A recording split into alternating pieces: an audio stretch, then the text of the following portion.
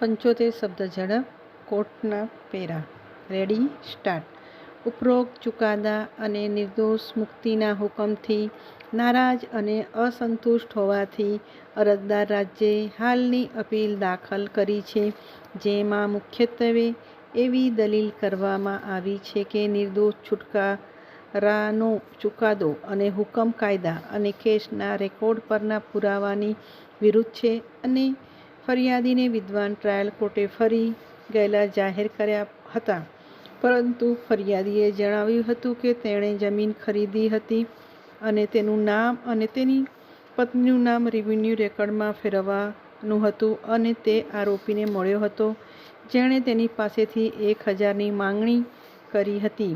ફરિયાદીએ તે મતલબનું કહ્યું છે કે તેમણે ₹1000 આરોપીને આપેલા, જે તેને જમણી બાજુના શર્ટના ખિસ્સામાં મૂકેલ હતા અને જ્યાંથી પૂર્વનિર્ધારિત સંકેત આપ્યા પછી તે પરત મેળવેલ હતા કે વિદ્વાન ટ્રાયલ કોર્ટે યોગ્ય પરિપ્રેક્ષ્યમાં પ્રોસિક્યુશનના પુરાવાની કદર કરી નથી અને તેમ છતાં આરોપીને કસ્ટડીમાંથી દૂષિત ચલણી નોટોની વસૂલાત વ્યાજબી શંકાની બહાર સાબિત થઈ છે અને આરોપીના હાથ પર એન્થ્રીસ પાવડરના નિશાન મળી આવ્યા છે. વિદ્વાન ટ્રાયલ કોર્ટના રેકોર્ડ પરના પુરાવો પર વિશ્વાસ કરવામાં આવ્યો નથી. વિદ્વાન ટ્રાયલ કોર્ટ દ્વારા અન્ય સાક્ષીઓની જુબાની પર આધાર રાખ્યો નથી અને ચુકાદો અને નિર્દોષ છુટકારોનો હુકમ કાયદા અને રેકોર્ડ પરના પુરાવાની વિરુદ્ધ છે અને તે રદ કરવાને પાત્ર છે. ફકરો.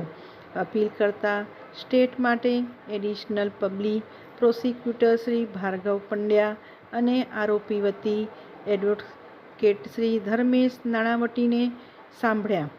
અરજદાર રાજ્ય માટે વિદ્વાન અધિક સરકારી વકીલ શ્રીમાન ભાર્ગવ પંડ્યાએ આ કોર્ટમાં ફરિયાદ પક્ષના સમગ્ર પુરાવો દ્વારા આ કોર્ટમાં રજૂઆત કરી છે કે મૌખિક અને દસ્તાવેજી પુરાવાઓથી ફરિયાદ પક્ષે આ કેસને વ્યાજબી શંકાઓથી પરે સાબિત કર્યો છે.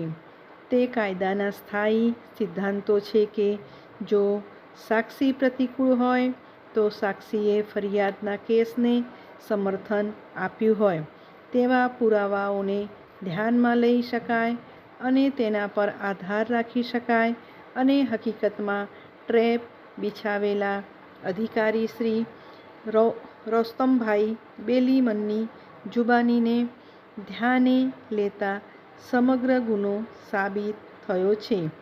દરોડો પાડનારા પક્ષના સભ્ય સંતુભા ધીરુભા ગોહિલના પુરાવાઓ પણ ફરિયાદ પક્ષના કેસને સમર્થન આપે છે અને જ્યારે આરોપીના કબજામાંથી દૂષિત ચલણી નોટો મળી આવી ત્યારે વિદ્વાન ટ્રાયલ કોર્ટે આરોપીને ગુના માટે દોષિત ઠેરવેલો જોઈતો હતો કે ફરિયાદી પક્ષે આરોપી પાસેથી ગેરકાયદેસર પ્રસન્નતા, સ્વીકૃતિ અને કલંકિત ચલણી નોટોની વસૂલાત માંગને સાબિત કરી છે અને તેથી ઉપરોક્ત ચુકાદો અને હુકમને રદબાતલ કરવો જોઈએ અને આરોપીને ગુના માટે દોષિત ઠેરવવો જોઈએ.